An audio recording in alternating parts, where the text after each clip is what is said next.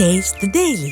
மிக நீண்ட காலத்திற்கு பிறகு ஒரு அரசியல் திரட்சியாக இந்த மண்ணின் பூர்வகுடி மக்கள் தமிழ்நாட்டிலே திரண்டிருக்கிறார்கள். மரியாதைக்குரிய வழக்கறிஞர் சங்கரசுப்பு அவர்கள் சொன்னது போல ஆனந்த் தெல்டும்டே அவர்களது வாக்கு மூலம் அதற்கு ஒரு சாட்சியாக இருக்கிறது. ஆக இந்த மக்கள் இப்படி அரசியல் சக்தியாக திரண்டிருக்கிறார்கள் என்பதை புரிந்து கொண்டு இதை சந்தைப்படுத்த வேண்டும் என்கிற முயற்சியிலே, சந்தைப்படுத்த வேண்டும் என்று சொன்னால் அம்பேத்கரை அதற்கு ஒரு கருவியாக பயன்படுத்த முடியும் என்கிற அடிப்படையில் இன்று திடுமென சிலர் அம்பேத்கரை குறித்து பேச தொடங்கி இருக்கிறார்கள். அம்பேத்கரை விடுதலை ஆயுதமாக பயன்படுத்துகிற சாரார் இங்கே அமர்ந்திருக்கிறவர்கள் அம்பேத்கரை வியாபார பொருளாக பயன்படுத்த முடியும் என்கிற நம்பிக்கையோடு திரண்டிருக்கிறவர்களும் இன்று தங்கள் முகத்தை வெளிக்காட்ட தொடங்கி இருக்கிறார்கள். இது மிக ஆபத்தான காலகட்டம் என்று நான் கருதுகிறேன். நான் வெளிப்படையாகவே பேச விரும்புகிறேன்.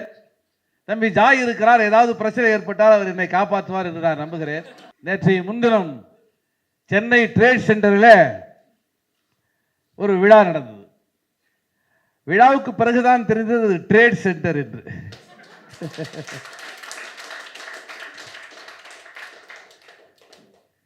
என்னுடைய அன்பு இளவல் அதில் பல கருத்துக்களை சொன்னார். இது ஒரு கட்சியினுடைய உட்கட்சி பிரச்சனையாக இருக்கலாம். ஆனால் ஒன்றை மிகுந்த காயத்தோடு இந்த அரங்கத்திலே பதிவு செய்கிறேன்.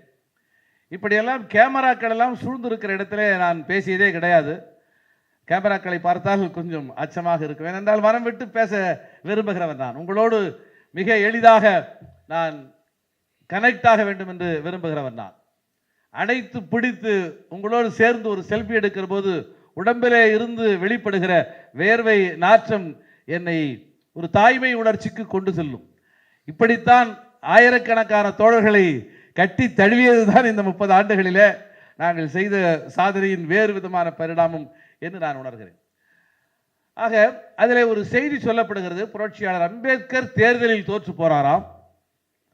ஆகவே புரட்சியாளர் அம்பேத்கரை தேர்தலில் தோற்று போக விடாமல் செய்வதற்கு ஒரு தேர்தல் ஸ்ட்ராட்டஜி வேண்டும் என்று முடிவு செய்துதான் தேர்தல் வியூகத்தை வகுக்கக்கூடிய ஒரு அமைப்பை உருவாக்கியதாக அண்ணாவின் தேர்தலையும் அம்பேத்கரின் தேர்தல் தோல்வியையும் பார்த்து ஒரு முயற்சி மேற்கொள்ளப்பட்டதாக சொல்லப்பட்டது என்பது அம்பேத்கரை கொச்சைப்படுத்துவது, அம்பேத்கரை புரிந்து கொள்ளாமலேயே அம்பேத்கரை வியாபாரப்படுத்துவது என்பதை அவர்களாகவே வெளிப்படுத்துகிறார்கள். அருமை நண்பர்களே, அப்படி ஒரு ஆழ பயின்ற ஒரு மகத்தான தலைவரின் தேர்தல் தோல்வியை இவங்க ஸ்ட்ராட்டஜி பண்ணி வியூகம் பண்ணி நாங்கள் அந்த தேர்தல் தோல்வியிலிருந்து பார்த்தா அம்பேத்கரை எப்படி தோத்துட்டார்ப்பா, அம்பேத்கரை எப்படி ஜெயிக்க வைக்கலான்னு நான் யோசித்து ஒரு எலக்டோரல் ஸ்ட்ராட்டஜி அமைப்பை உருவாக்கினேன் என்று ஒருவர் சொன்னால் இதை விட அவர் அம்பேத்கரை கொச்சைப்படுத்தவில்லை. அம்பேத்கரை பற்றி ஒரு விழுக்காடு கூட அவ்வாறு உரையாற்றிய என்பதற்கு புரிந்திருக்கவில்லையே என்பதுதான் என்னுடைய வருத்தமாக இருக்கிறது. தோழர் மழவை தமிழமுதன் அவர்கள் கடலூர் மாவட்டம் இன்று காட்டுமன்னார் கோவில் சட்டமன்ற தொகுதியாக இருக்கிற அந்த பகுதியில் மழவராயநல்லூர் என்கிற கிராமத்தை சார்ந்தவர் என்பதை அறிந்து நான் வியப்படைந்தேன். அந்த கிராமம் எங்களுக்கெல்லாம் ஒரு தாய் கிராமத்தை போன்ற தன்மையுடையது. 3 கிராமங்கள் ஒன்றாக இணைந்திருக்கும். குமாரக்குடி, கோதண்டவிளாகம், மழவராயநல்லூர் என்பது சாதியாதிக்க ஒடுக்குமுறை நிகழ்கிற போது அடைக்கலம் புக வேண்டும் என்று நாங்கள் முடிவு செய்தால் குமாரக்குடிக்கு மழவராயநல்லூருக்கு நாங்கள் போய்விட்டால் எங்களை இராணுவத்தால் கூட நெருங்க முடியாது. இந்திய விடுதலை போராட்டம் நடைபெற்றுக் கொண்டிருந்த போது அரவிந்தர் போன்றவர்கள், பாரதியார் போன்றவர்கள் புதுச்சேரிக்கு போய் அடைக்கலம் புகுந்ததை போல பல நெருக்கடியான தருணங்களிலே குமாரக்குடி, கோதண்டவிளாகம், மழவராயநல்லூர் என்று சொல்லப்படுகிற 3 ஊர் தனித்தனி ஊர் தான். ஆனால் ஒரே குடியிருப்பு, சிறு சிறு சாலைகள் தான் அந்த குடியிருப்பை வேறுபடுத்தி காட்டுகின்றன. அது ஒரு தாய்மடியாக இருந்தது. ஒரு முறை தம்பிமார்கள் தமிழகத்தில் நடக்கிற வன்முறைகளுக்கு எதிரான போராட்டங்களை நடத்தி கொண்டிருந்த போது திடுமென குமாரக்குடியில பேருந்து தீ வைப்பு நடந்துவிட்டது. ஒரு 3 பேருந்துகள் தீ வைத்து எரிக்கப்பட்டு விட்டதாக செய்தி கிடைத்து கடுமையான அடக்குமுறைக்கு அந்த பகுதி மக்கள் ஆளாக்கப்பட்டு அந்த 3 கிராமங்களுமே மிக மோசமான காவல்துறையினுடைய வேட்டைக்கு இலக்காகி இருந்தது. அந்த சமயத்திலே கிராமத்திலே ஆண்கள் யாருமே கிடையாது. ஒரு சவடக்கம் நிகழ்ந்த போது அந்த சவடக்கத்தை பெண்கள் மாத்திரமே தலைமையேற்று நடத்திய வரலாறும் அங்கு உண்டு.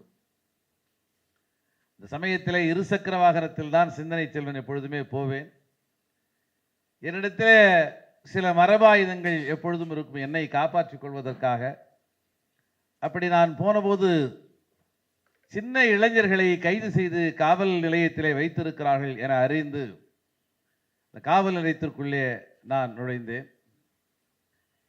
உங்களையெல்லாம் ஒடுக்குவதற்காகத்தான், உங்களையெல்லாம் ஒன்றுமில்லாமல் ஆக்குவதற்காகத்தான் என்னை மதுரையில இருந்து கடலூருக்கு மாற்றலாக்கி இருக்கிறார்கள் என்று ஒரு டிஎஸ்பி முருகையா என்று அவரது பெயர் பதிவாகி இருந்தது. அவர் சொன்னார், உங்கள் ஒருவரை கூட நான் விடமாட்டேன். இந்த தீவிரவாத இயக்கத்தை இந்த மண்ணிலே இருந்து வேரோடு பிடுங்கி எரிந்து விட்டுத்தான் நான் காக்கி சட்டையை கடற்றுவேன் என்று என்னை பார்த்தவுடனே அவர் கர்ஜித்தார். ஆனால் அவர் என்னை தொடவும் இல்லை, என் மீது கை வைக்கவும் இல்லை. என்ன நடந்தது என்பதெல்லாம் யாருக்கும் தெரியாது. சில நிமிடங்களில் காவல் நிலையத்தில் இருந்த அத்தனை தோழர்களையும் அழைத்து கொண்டு நான் வெளியே வந்தேன். அது ஒரு ஆர்கியூமெண்ட் சொல்லப்படுகிற உரையாடலின் மூலமாக நிகழ்த்தப்படுகிற ஒருவித களப்பணி. அப்பொழுது சைலேந்திரபாபு அவர்கள் அங்கே எஸ்பியாக இருந்தார். நீங்கள் என்ன பேசினீர்கள் என்று எனக்கு தெரியவில்லை. ஆனால் 10 நிமிடம் நீங்கள் பேசி முடித்த பிறகு நீங்கள் எதையெல்லாம் சொல்கிறீர்களோ அதையெல்லாம் செய்ய வேண்டும் என்கிற மனநிலைக்கு நான் வந்துவிட்டேன். நீங்கள் அழைத்து கொண்டு செல்லுங்கள் என்று சொன்னார். நான் அழைத்து கொண்டு வந்தேன்.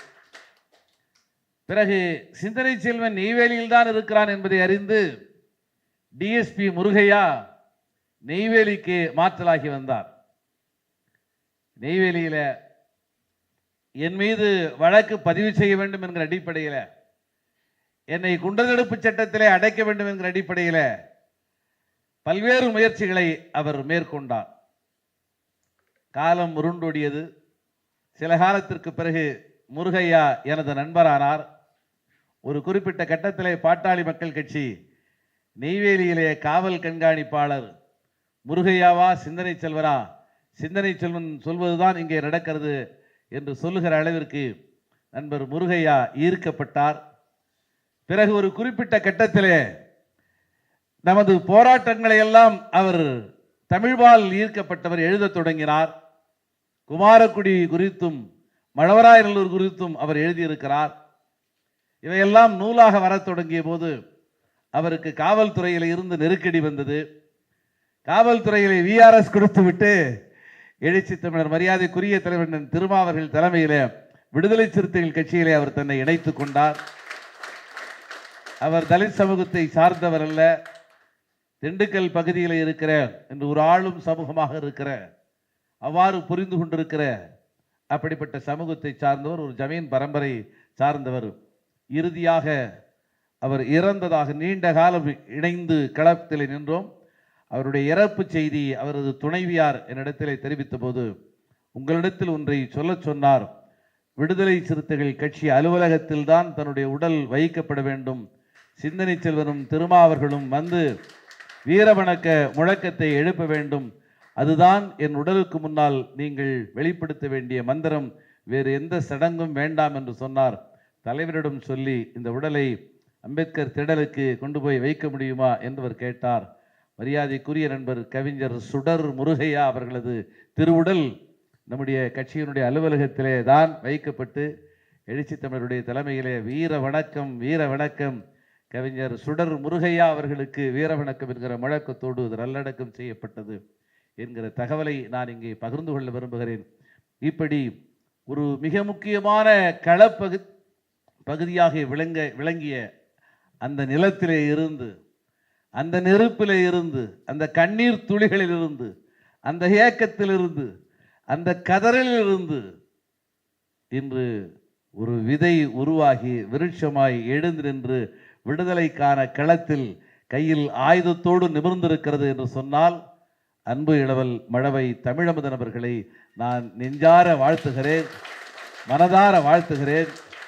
எனக்கு புரியவில்லை, ஒருவேளை 96, 94 முதல் 96 இந்த காலகட்டத்தில் தம்பி தமிழமுதனுக்கு என்ன வயது என்று எனக்கு தெரியாது. இது எதுப்பா வருதா? சொல்லுதான் வருதா?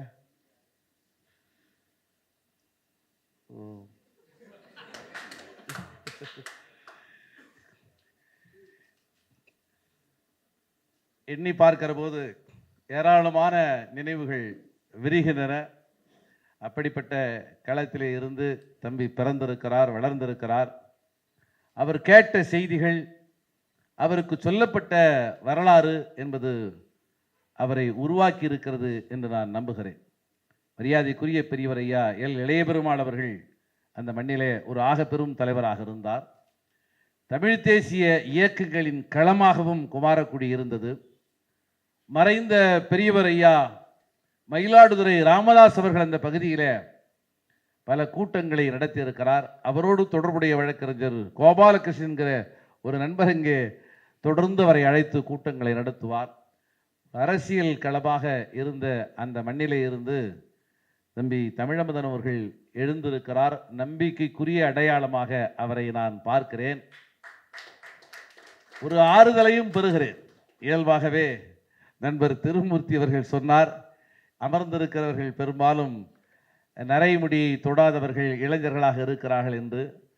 நான் கொஞ்சம் மையை பயன்படுத்தி கொண்டு சில நரைமுடிகளை சரி செய்திருக்கிறேன்.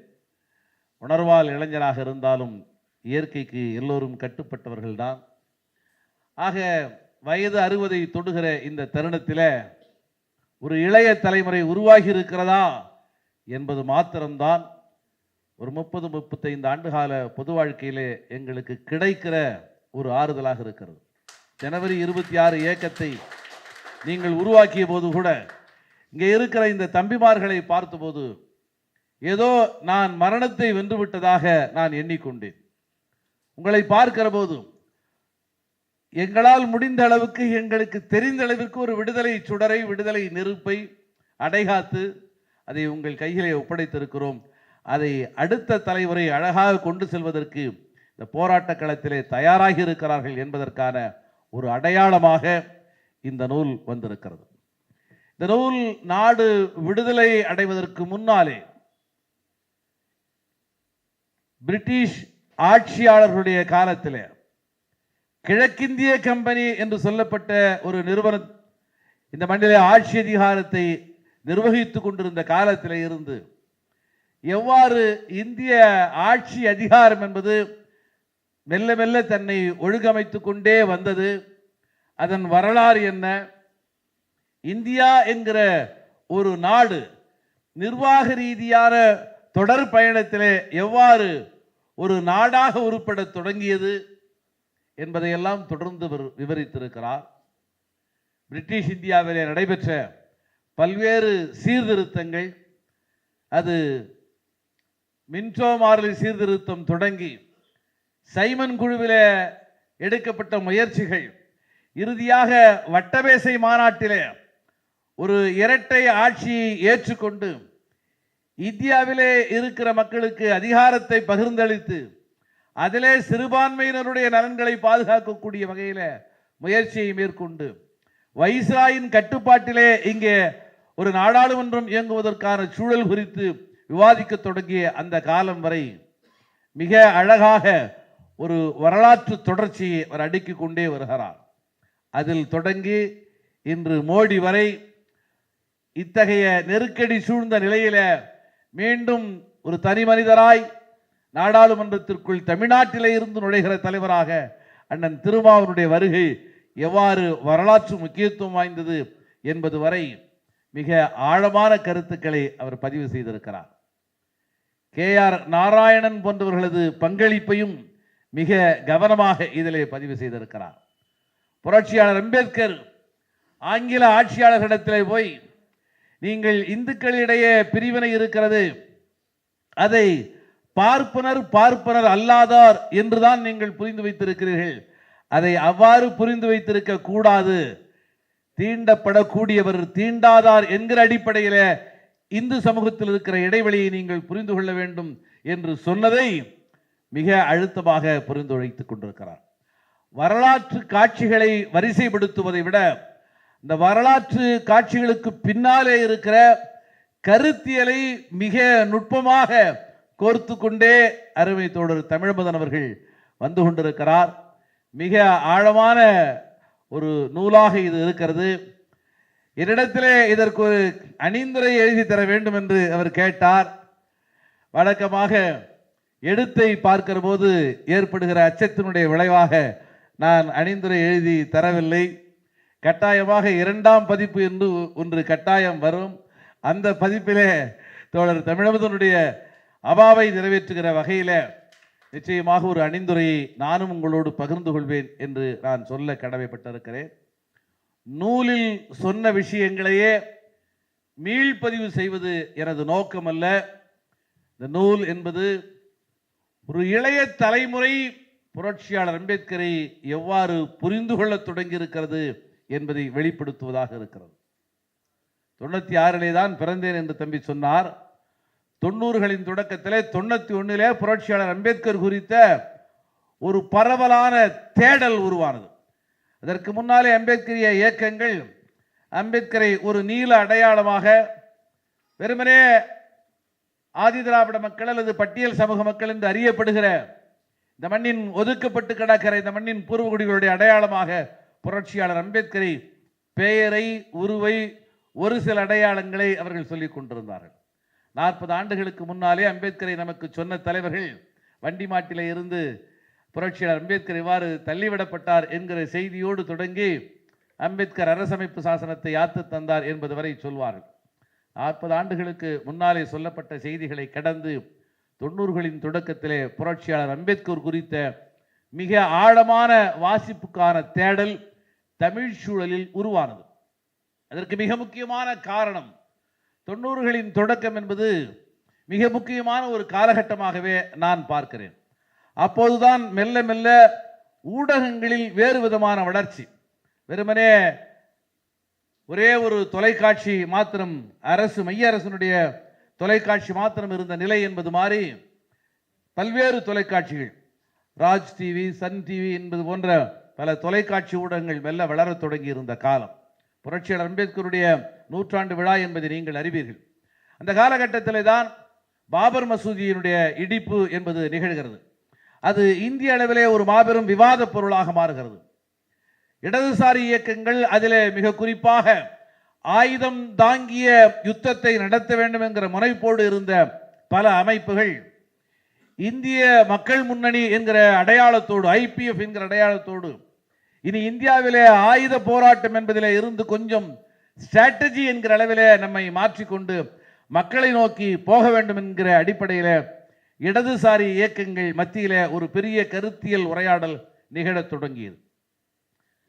ஈழ விடுதலை போராட்டம் கூர்மைப்படுத்தப்பட்டிருந்த காலகட்டமாக அந்த காலகட்டம் இருந்ததால் தமிழ் தேசிய இயக்கங்களும் தமிழ்நாட்டிலே மிக வலுவாக பல்வேறு விதமான உரையாடலை நிகழ்த்தி கொண்டிருந்தார்கள்.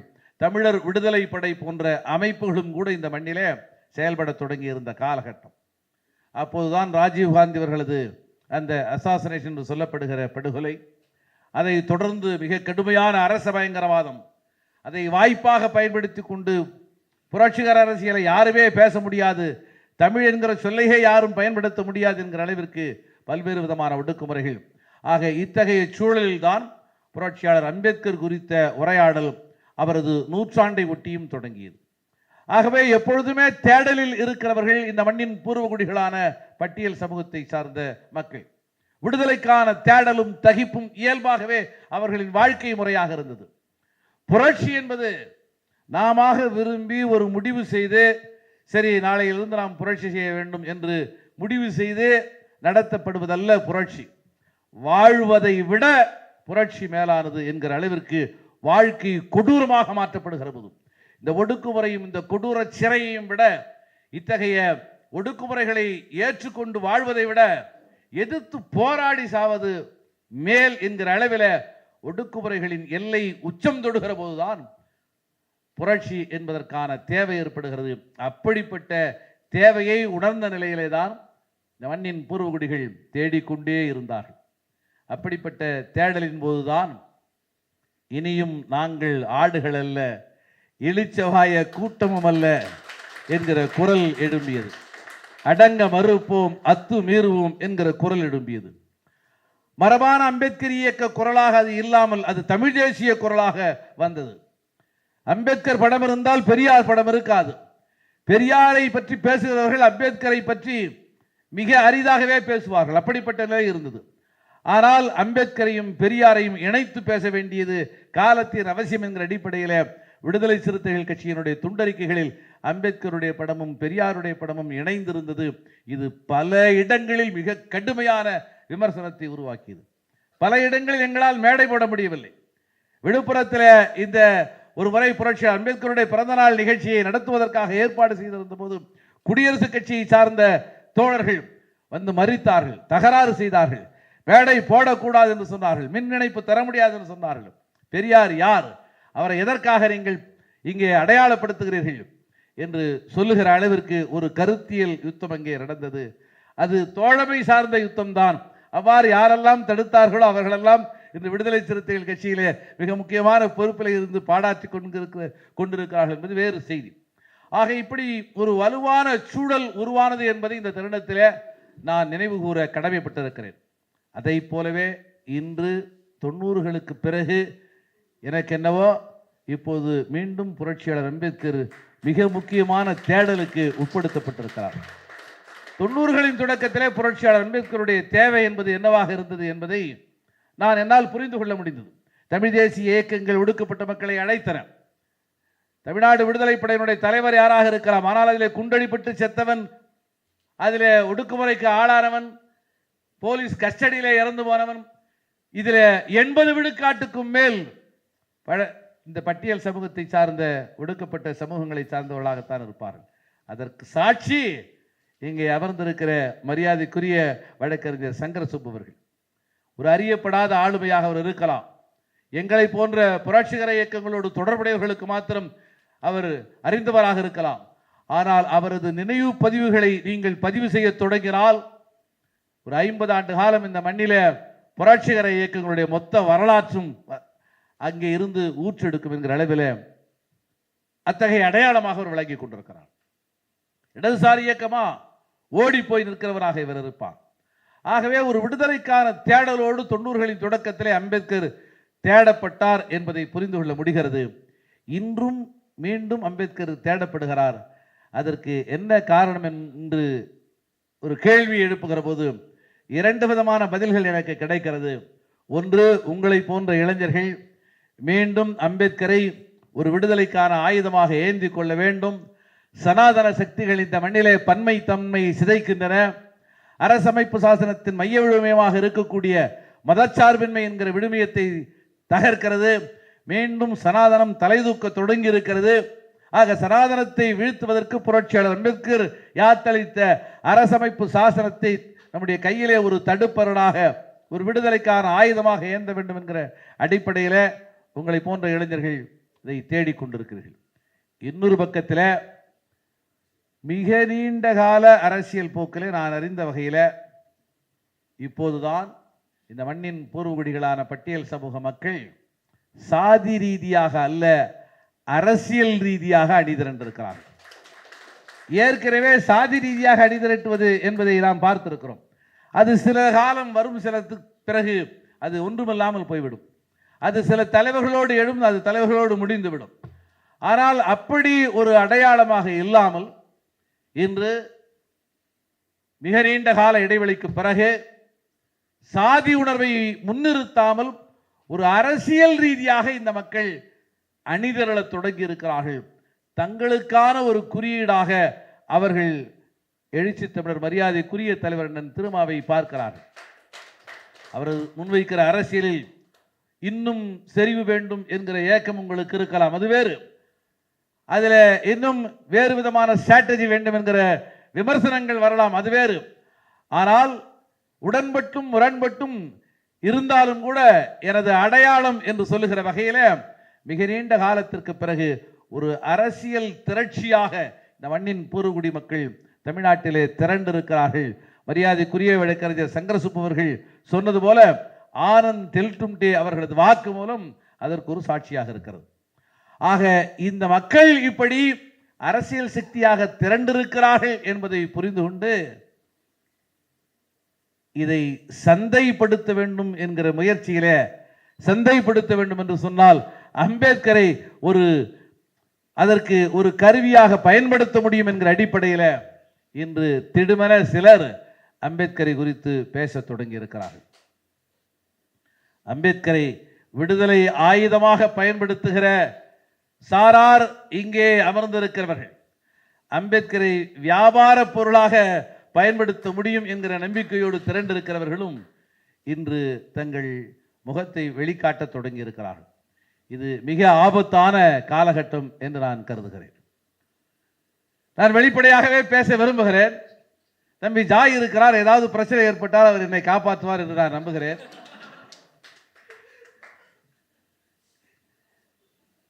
நேற்று தானே ஜாய், முந்தானத்தா, நேற்றைய முன்தினம் சென்னை ட்ரேட் சென்டரில் ஒரு விழா நடந்தது. விழாவுக்கு பிறகுதான் தெரிந்தது ட்ரேட் சென்டர் என்று.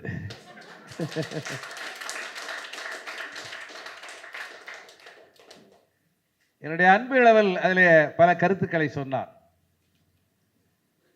இது ஒரு கட்சியினுடைய உட்கட்சி பிரச்சனையாக இருக்கலாம். ஆனால் ஒன்றை மிகுந்த காயத்தோடு இந்த அரங்கத்திலே பதிவு செய்கிறேன். இப்படியெல்லாம் கேமராக்கள் எல்லாம் சூழ்ந்திருக்கிற இடத்துல நான் பேசியதே கிடையாது.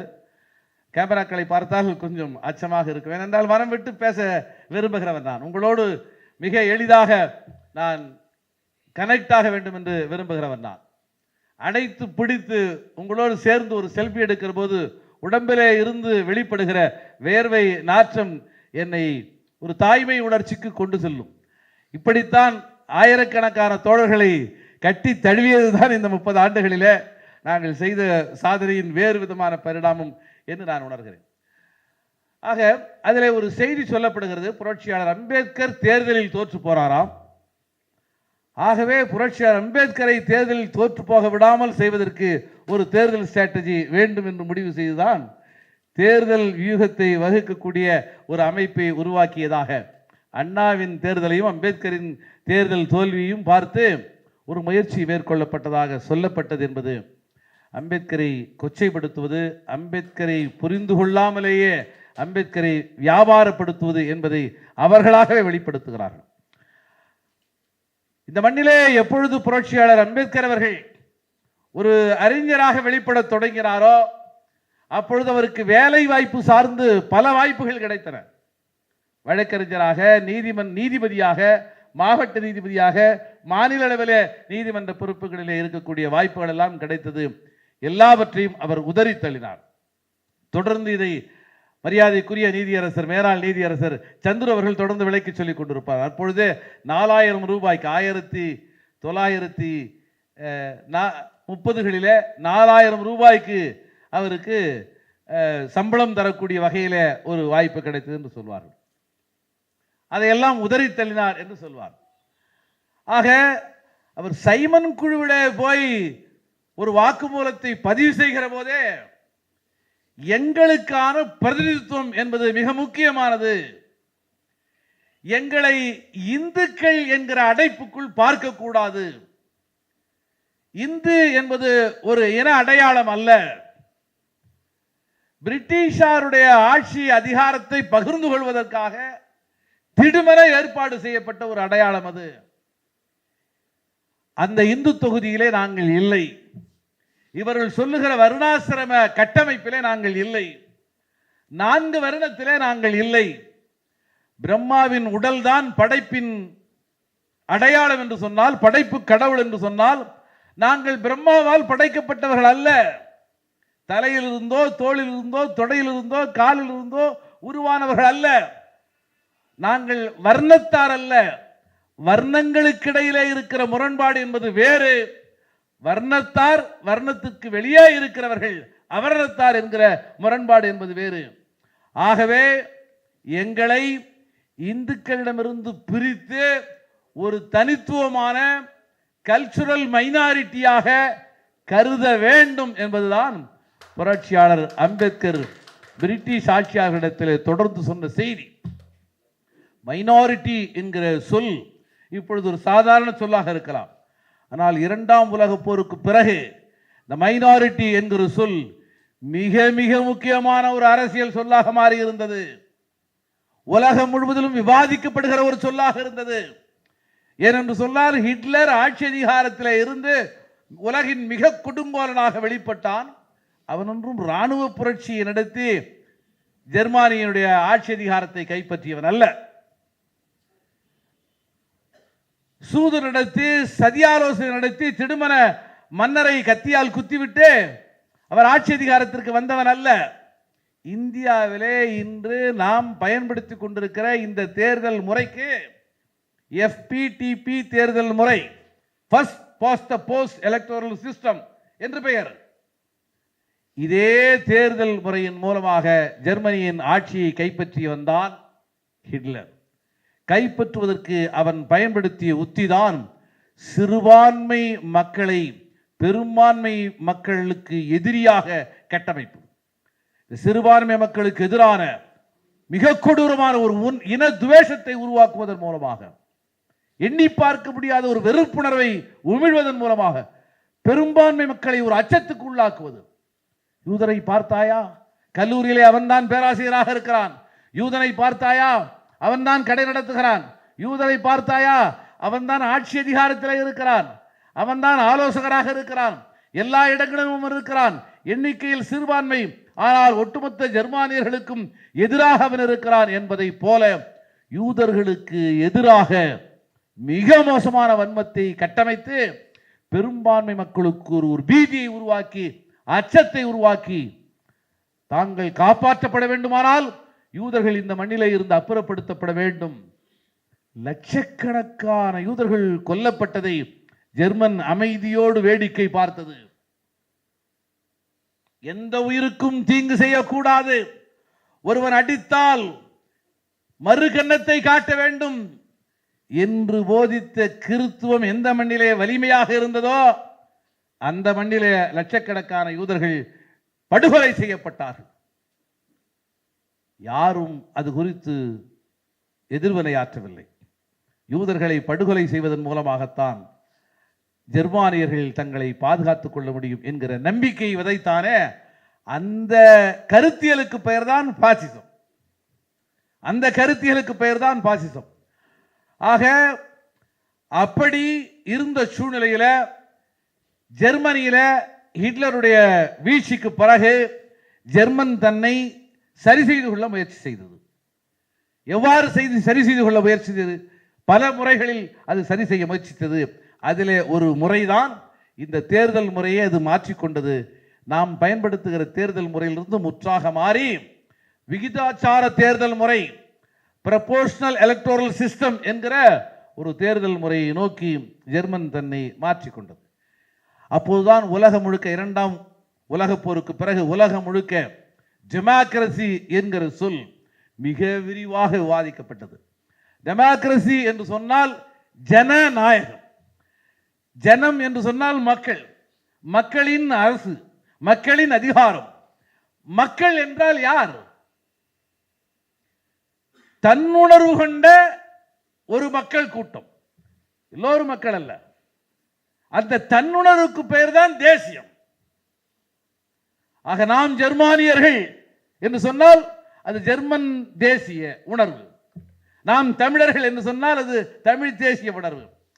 ஆக இந்தியாவை அவ்வாறு மக்களாட்சிக்கு உட்படுத்த வேண்டும் என்று சொன்னால், இந்தியாவில மக்கள் என்று சொல்லப்படுகிற அந்த தொகுதி ஒரு தேசிய தன்னுணர்வு கொண்ட மக்கள் தொகுதியாக இருக்க வேண்டும்.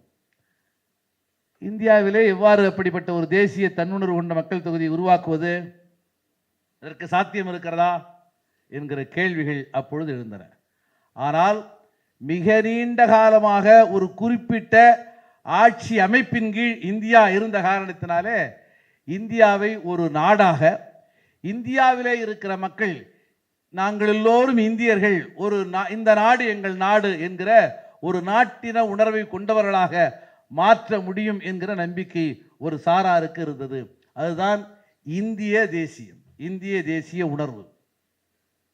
ஆனால் இந்திய தேசிய உணர்வு மிக சவால் நிறைந்தது. எவனும் தன்னை இந்தியனாக உணர்வதற்கான எந்த சாத்தியமும் இல்லாத நிலை. பண்பாட்டு நிலையில எல்லோரும் சாதியாகத்தான் இருக்கிறார்கள், மதமாக பிரிந்து கிடக்கிறார்கள், பல்வேறு நிலவியல் கூறுகளாக இருக்கிறார்கள்.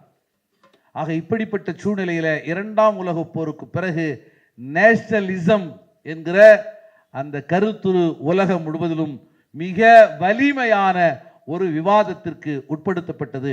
அப்போதுதான் ஹிட்லரை ஒரு சான்றாக எடுத்துக்கொண்டு எவ்வாறு ஹிட்லர் ஒரு ஜெர்மானிய இனவாத உணர்வை கட்டமைத்து, அந்த இனவான உணர்வின் மூலமாக ஒரு தேசிய உணர்வை கட்டமைத்து, நீல கண்களை உடைய இந்த ஜெர்மானியர்கள் ஆரிய இனம், உலகை ஆள பிறந்தவர்கள் என்கிற உணர்வை கட்டமைத்தானோ அதை போல இந்தியாவிலே ஒரு தேசிய உணர்வை கட்டமைக்க வேண்டும்.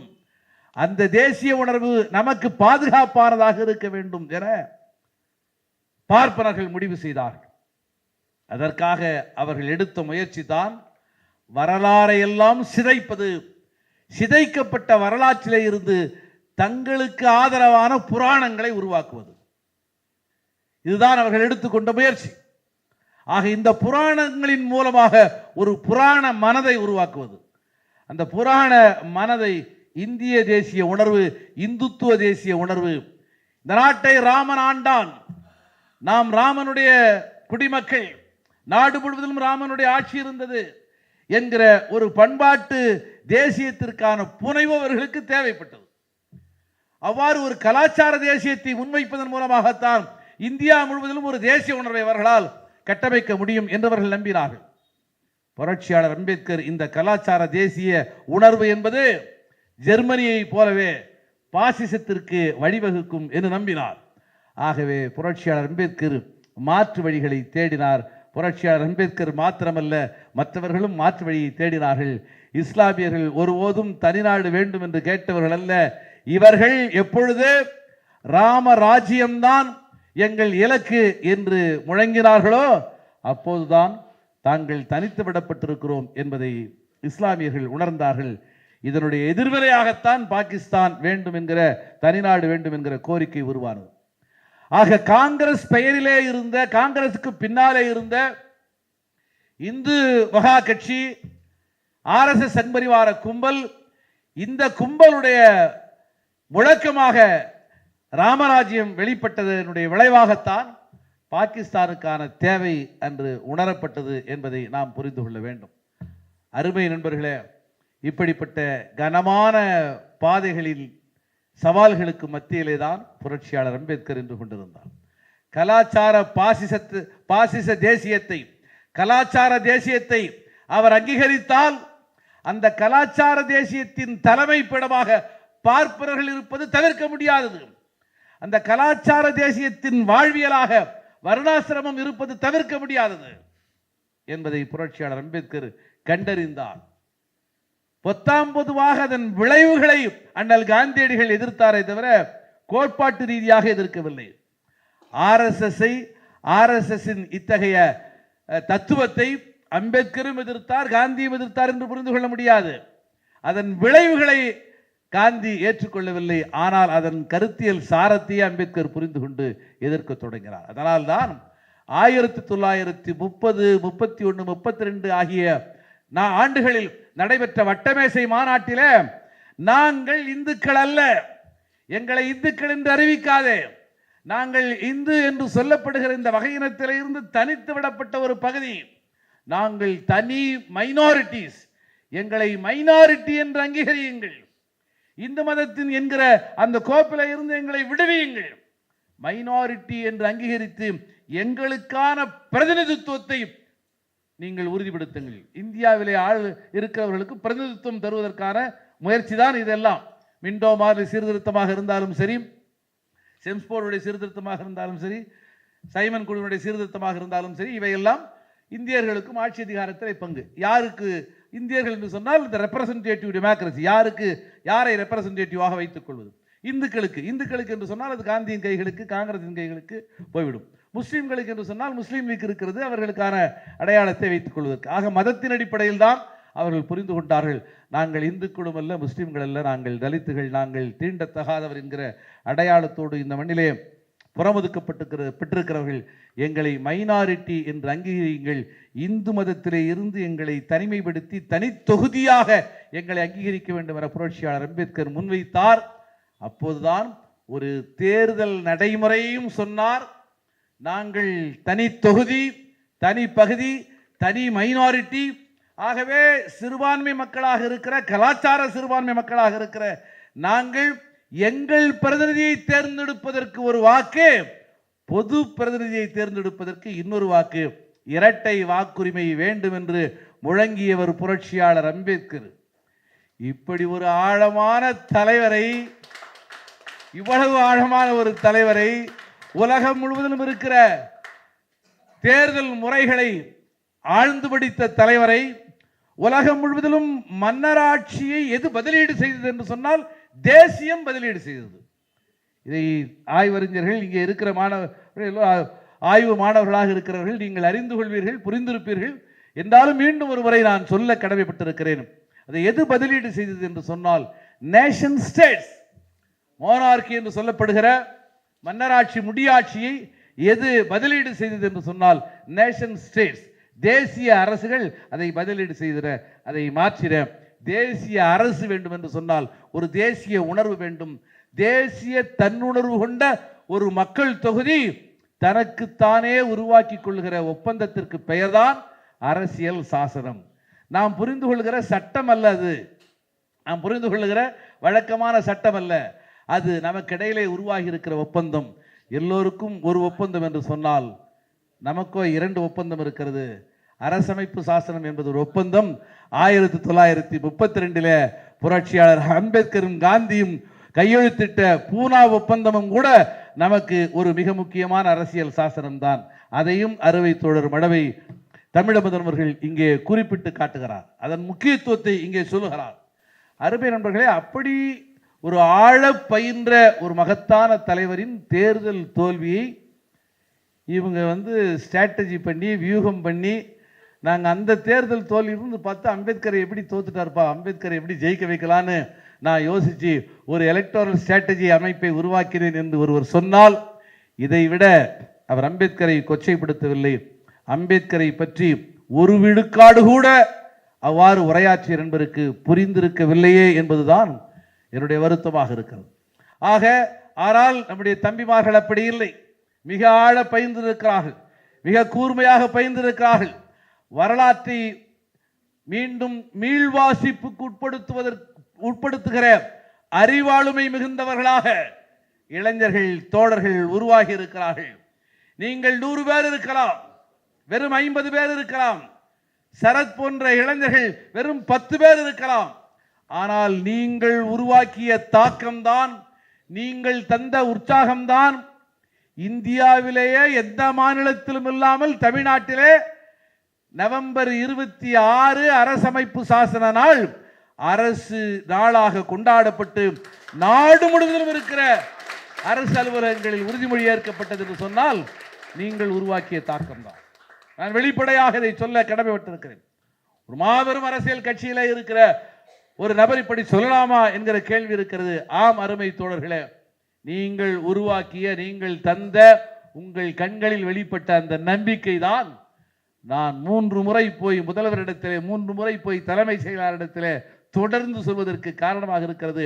அண்ணா, நீங்கள் சொன்ன கருத்து சரியான கருத்து, அது அறிவு சார்ந்த கருத்து, நியாயமான கருத்து என்று இணைந்து இந்த களத்தில் இந்த குரலை வலிமைப்படுத்தியது நீங்கள் தான். அதனுடைய விளைவாகத்தான் தமிழ்நாட்டிலே என்றும் காணாத ஒரு மாற்றம் இருந்தது. நாமே இந்த விழாவையே கேன்சல் பண்ணிடலாம். ஏன்னா இந்த ராக்கெட்லாம் கிளம்பும் போது கிளப்புறதுக்குன்னு ஒரு தனியாக ஒரு ப்ரீ ஸ்டார்டர் ஒன்று வச்சுருப்பான். அது ஸ்டார்ட் பண்ணி விட்டுரும், அதுக்கு பிறகு அது கழண்டு விழுந்துடும். அதுக்கு பிறகு ராக்கெட் அதுக்கான எரிபொருளோடு இயங்கிட்டு இருக்கும். அது மாதிரி நாம் சும்மா அப்படி ஒரு பற்ற வச்ச பிறகு தானா தமிழ்நாடு முழுக்க அது பற்றி கொண்டதை பார்க்கிறேன். அத்தகைய ஆளுமையாக இருக்கிற நீங்கள் தமிழ்நாட்டிலே ஒரு புதிய சிந்தனை மரபை உருவாக்க வேண்டும் என பணிவோடு பதட்டத்தோடு உரிமையோடு கேட்டுக்கொள்கிறேன். எனது அருமை நண்பர்களே, இந்த இடத்திற்கு வர வேண்டும் என்பதற்காக ஓடோடி வந்திருக்கிறேன். அதற்கு அடிப்படை காரணம் நேற்றைய முன்தினம் டிசம்பர் 6 தமிழ்ச்சோலையிலே இருந்து புறப்பட்டு ஜெயங்கொண்டம், ஜெயங்கொண்டத்திலே இருந்து புறப்பட்டு திருச்சியிலே இருந்து சென்னை, சற்றேறக்குறைய ஒரு 600 கிலோமீட்டர் பயணம். அதற்கு பிறகு நேற்று இங்கே இருந்து புறப்பட்டு புதுச்சேரியிலே பாரதி வசந்தனுடைய மரணம், கவிஞர் எழுத்தாளர் பிரபஞ்சனுக்கு இடையாக ஒரு மிக முக்கியமான பங்களிப்பை செய்த தோழர், நள்ளிரவு 1:30 மணிக்கு அவரது திருவுடலுக்கு மாலை அணிவித்து விட்டு விடியற் காலை 4 மணிக்கு திருச்சிக்கு போய் 9 மணிக்கு நிகழ்ச்சியிலே கலந்து கொண்டு அந்த நிகழ்ச்சியிலே கலந்து பேசிவிட்டு அங்கே இருந்து உங்களை பார்ப்பதற்காக ஓடி வருகிறேன் என்று சொன்னால் எனக்குள் ஒரு நம்பிக்கை இருக்கிறது. நிச்சயமாக இங்கே திரண்டிருக்கிற தோழர்கள் தமிழ்நாட்டிலே ஒரு வலுவான சமூக மாற்றத்தை உருவாக்குவார்கள் என்கிற நம்பிக்கை எனக்கு இருக்கிறது. புரட்சியாளர் அம்பேத்கருக்கு ஒரு மிகப்பெரிய கேள்வி இருந்தது. அரசமைப்பு சாசனத்திற்கு நெருக்கடி 2 புள்ளியிலே இருந்து வரும் என்று புரட்சியாளர் அம்பேத்கர் சொன்னார். ஒன்று, தன்னுடைய நலனை விட மன்னிக்கவும் இந்த தேசத்தின் நலனை விட தன்னுடைய மத நம்பிக்கைகளின் நலன்தான் முக்கியமானது, தன்னுடைய மத நம்பிக்கை தான் முக்கியமானது என்று கருதுவோரின் கைகளுக்கு ஆட்சி அதிகாரம் போனால் பெற்ற சுதந்திரத்தை நாம் இழந்து விடுவோம் என்று சொன்னார். அரசியல் சாசனத்தின் மீது தாக்குதல் நடப்பதற்கான வாய்ப்பு இருக்கிறது என்பதை புரட்சியாளர் அம்பேத்கர் அப்பொழுதே சொன்னார். இன்னொன்றையும் புரட்சியாளர் அம்பேத்கர் சொன்னார், நாம் முரண்பாடு மிகுந்த சமூகத்திற்குள் பயணப்பட போகிறோம். அரசியல் சமத்துவம் இருக்கிறது, ஆனால் சமூக சமத்துவம் இல்லை. ஆக அரசியல் சமத்துவம் எப்பொழுது முழுமையடையும் என்று சொன்னால், எப்பொழுது முழுமையாக சமூக சமத்துவம் உருவாகிறதோ அப்போதுதான் இந்த அரசியல் சமத்துவம் பொருளுடையதாக மாறும். சமூக சமத்துவம் என்றால் வேறொன்றும் அல்ல. ஃப்ரெட்டர்னிட்டி என்று சொல்கிறீர்களே நீங்கள், இந்த ஜார்னி டுவர்ட்ஸ் ஃப்ரெட்டர்னிட்டி என்று சொல்கிறீர்களே, அந்த உடன்பிறப்பு உணர்வு உருவாகவில்லை என்று சொன்னால் சமத்துவம் உருவாகி என்ன பயன்? நமக்கிடையில உடன்பிறப்பு உணர்வே இல்லை, நமக்கிடையிலே அன்பு பாசம், நமக்கிடையிலான பிணைப்பு இல்லை. ஆனால் எல்லோரும் சமமாக அமர்ந்திருக்கிறோம் என்று சொன்னால் A to B போய் சாப்பிட்ற இடத்துல எல்லாரும் ஒன்றா உட்கார்ந்துருக்கிறாங்க. ஆனால் அவர்கள் எல்லாம் சமமாக தான் இருக்கிறாங்க, எல்லாருக்கும் சர்வீஸாக இருக்கு, ஈக்குவாலிட்டி அங்கே இருக்கு. ஆனால் அங்கே என்ன இல்லை, யாருக்கு இடையிலும் ஒரு எந்த உறவும் இல்லை. வருவாங்க போவாங்க. அதை ஒரு மக்கள் தொகுதி, அது ஒரு உதிரி. அந்த உதிரி கும்பலால் எதையும் செய்ய முடியாது. யாரால் எதை சாதிக்க முடியும் என்று சொன்னால் உடன்பிறப்பு உணர்வோடு பிணைந்திருக்கிறவர்களால் தான் இந்த சமத்துவத்திற்கு உயிரை தர முடியும், இந்த விடுதலைக்கு உயிரை தர முடியும். சமத்துவம், விடுதலை என்கிற இந்த இரண்டுமே உயிர் பெறுவது இந்த உடன்பிறப்பு உணர்வின் மூலமாகத்தான். இந்த உடன்பிறப்பு உணர்வுக்கு எதிராக இருக்கிற சமூக சூழல் இருக்கிறதே, பாகுபாடான சாதிய சமூக சூழல், இதுதான் சமூக நிலையாக இருக்கிறது என்பதை புரட்சியாளர் அம்பேத்கர் சொன்னார். ஆக அரசியல் களத்தில் சமத்துவம், சமூக தளத்திலே சமத்துவமின்மை, இது தொடருமானால் சமத்துவம் மறுக்கப்பட்ட மக்கள் தாங்களே இந்த ஆட்சி அதிகார கோட்டைகளை தகர்த்து விடுவார்கள் என்று புரட்சியாளர் அம்பேத்கர் சொன்னார். 2 புள்ளியிலே இருந்து இந்த எக்ஸ்ட்ரீமெண்ட் ரொம்ப ஷார்ப்பா நீங்க பாருங்க. இந்த இரண்டையுமே புரட்சியாளர் அம்பேத்கர் சொன்னார். ஆக இப்படிப்பட்ட ஒரு களத்தில் தான் நாம் நின்று கொண்டிருக்கிறோம். இந்த களத்தில் அருமை நண்பர் மழவை தமிழமுதன் ஆகிய அவரிடம் மாத்திரமல்ல, இங்கே அமர்ந்திருக்கிற ஒவ்வொரு தோழர்களும் அறிஞர்களைப் போல இருக்கிறீர்கள். உங்களது உரைகளை எல்லாம் கேட்கிற போது நான் மிகு மெய்சிலிர்த்து போகிறேன். உங்களிடத்திலே மீண்டும் இந்த கேள்வியை எழுப்ப விரும்புகிறேன். தமிழ்நாட்டிலே அம்பேத்கர் ஏன் தவறாக அறியப்பட்டிருக்கிறார் என்பது குறித்தும் நாம் விவாதிக்க வேண்டிய தேவை இருக்கிறது. உங்களது கவனம் அதை நோக்கி போக வேண்டிய தேவை இருக்கிறது. தமிழ்நாட்டை பொறுத்தவரையிலே புரட்சியாளர் அம்பேத்கர் ஏன் இரும்பு கூண்டுக்குள்ளே இருக்கிறார்? இந்தியாவிலே ஒரு சமூக நீதிக்கான மண்ணாக இருக்கிற தமிழ்நாட்டிலே புரட்சியாளர் அம்பேத்கர் எப்பொழுதுமே எதிர்நிலையிலேயே அவர் ஏன் புரிந்து கொள்ளப்பட்டிருக்கிறார்? சமூக நீதி பேசிய இயக்கங்கள் அம்பேத்கரை எங்கு வைத்தன என்று சொன்னால் அம்பேத்கரை எதிர்நிலையில் வைத்தன என்பதுதான் உண்மை. இதை நாம் வெளிப்படையாக பேச வேண்டிய தேவை இருக்கிறது. வெளிப்படையாக எதிர்நிலையிலே வைக்கவில்லை. ஆனால் பிற்படுத்தப்பட்டோருக்கான சமூக நீதி என்று வருகிற போது அதிலே அம்பேத்கரின் பாத்திரம் பேசப்படவே இல்லை.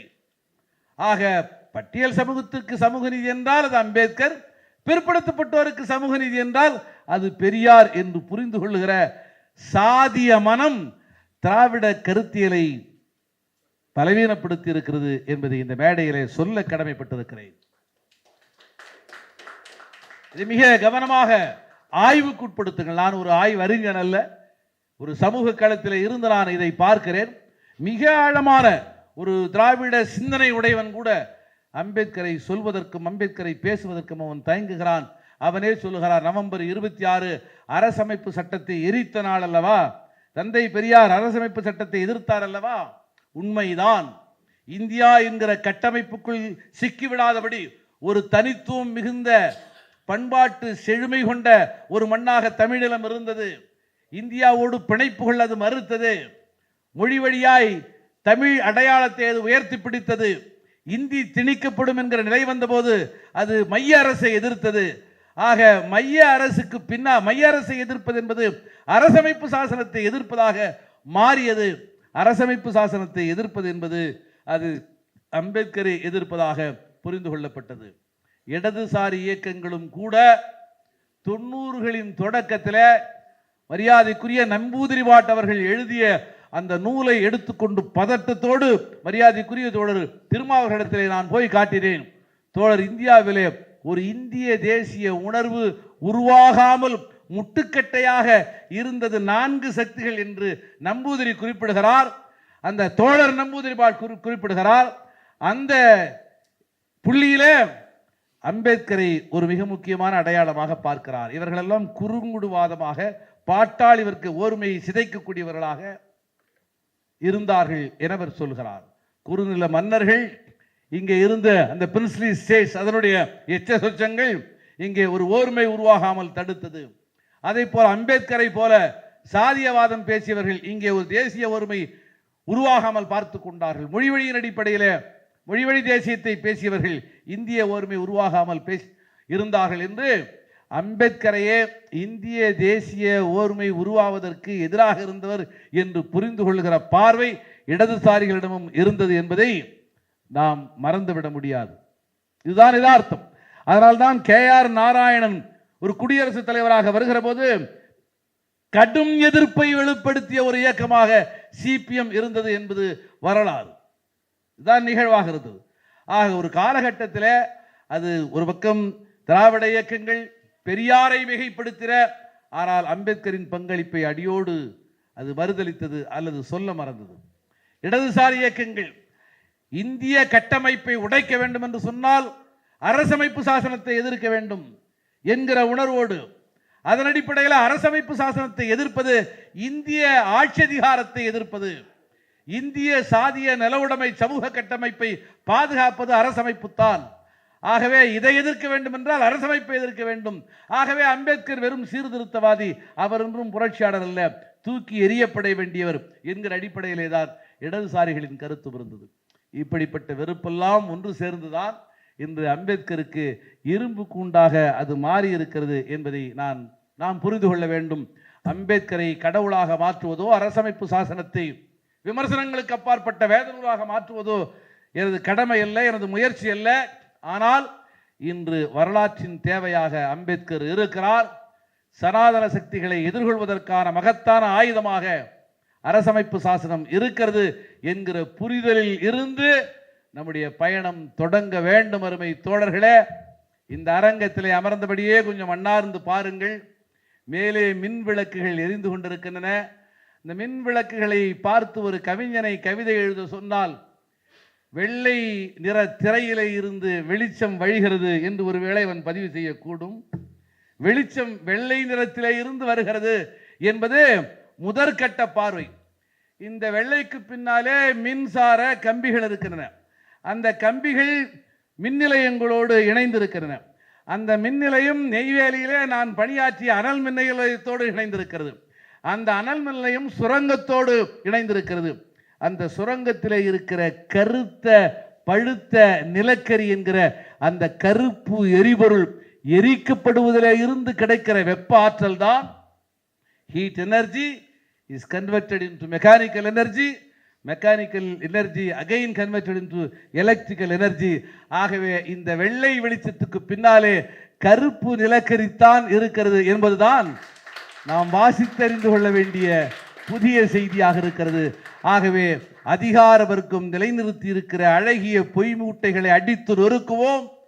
வரலாற்றுக்கும் புராணத்திற்கும் இடையிலான இந்த யுத்தத்திலே வரலாற்றின் பக்கத்தில் நாம் நிற்போம். நாம் நமக்கான வரலாற்றை எழுதுவோம். இந்திய வரலாறு என்பது எழுதப்பட்ட அரசியல் விடுதலைக்கான வரலாறு அல்ல. இந்திய வரலாறு எழுதப்படவே இல்லை. இந்திய வரலாறு என்பது சமூக விடுதலைக்கான வரலாறு. வெறும் அரசியல் விடுதலைக்கான வரலாறு என்று சொன்னால் நீங்கள் அண்ணல் காந்தி தேசத்தந்தை என்று சொல்வது தவிர்க்க முடியாதது. ஆனால் இந்திய வரலாறு சமூக விடுதலைக்கான இந்திய வரலாறு என்று நீங்கள் எழுதினால் புரட்சியாளர் அம்பேத்கர் என்கிற பூகம்பத்தை உங்களால் தவிர்க்கவே முடியாது. ஆகவே இந்தியாவிற்கு புதிய வரலாற்றை எழுதுங்கள். ஏற்கனவே சொன்னதை மீண்டும் செம்மையாக சொல்வதல்ல நமது வேலை. இவர்கள் எழுதவே இல்லை என ஒட்டுமொத்த வரலாற்று படிவங்களையும் தூக்கி எறிந்துவிட்டு நமக்கான வரலாற்றை எழுதுவோம். அரசியல் விடுதலைக்கான வரலாற்றை எழுதினால் 1947 நாம் விடுதலை அடைந்து விட்டதாக பொருள். சமூக விடுதலைக்கான வரலாற்றை நாம் எழுதினால் இந்த விடுதலை யுத்தம் தொடர்ந்து கொண்டிருப்பதாக பொருள். விடுதலை களத்திலே நின்றிருக்கிற அனைத்து தோழர்களுக்கும் வாழ்த்துக்களை சொல்லி, இந்த களத்தில் நம் கையிலே ஒரு ஆயுதத்தை தந்திருக்கிற அன்பு இளவல் தமிழமதற்கு 1000 முத்தங்களை பகிர்ந்து கொண்டு வாய்ப்பிற்கு நன்றி கூறி விடைபெறுகிறேன். நன்றி, வணக்கம்.